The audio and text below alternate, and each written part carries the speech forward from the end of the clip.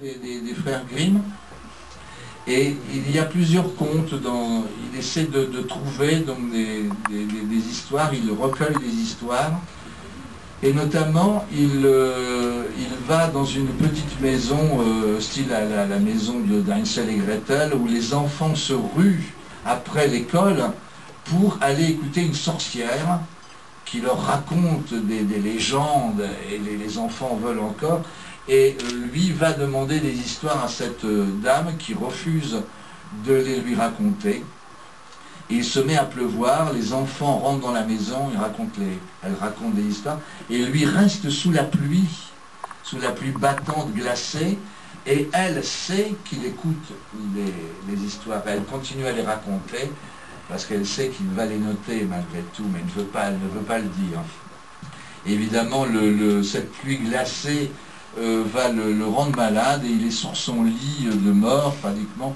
Il est en train de mourir, et il est visité par le dragon, par les ogres, par les géants, par Rumpelstiltskin, le nain tracassin, par Blanche-Neige, qui lui disent si tu meurs, nous mourrons avec toi, donc il faut que tu continues à vivre pour écrire toutes ces histoires qui disparaissent.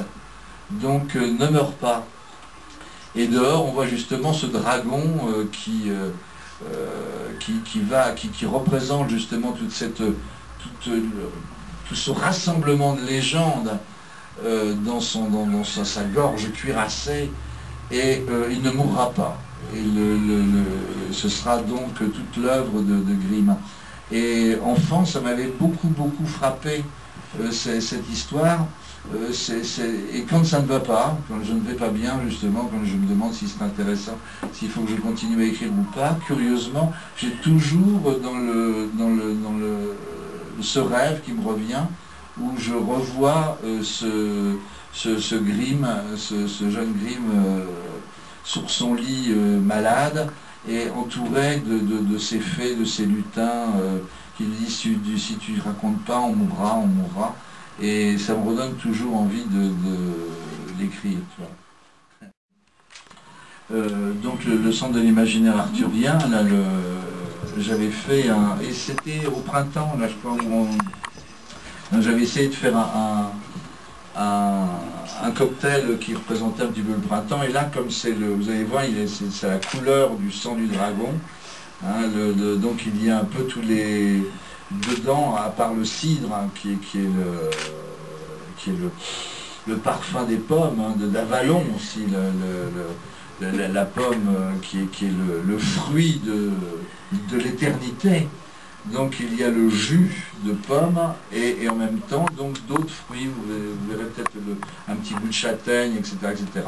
Mais pour la petite histoire, avec mon goût de faire des dragons, je ne sais pas, vous devez connaître certainement Patrick Ewen et Gérard Delahaye, et ils savaient que j'aimais beaucoup faire les dragons. Ils étaient venus chez moi, et j'avais ramené des alcools venus du Bols, par exemple le Bols bleu.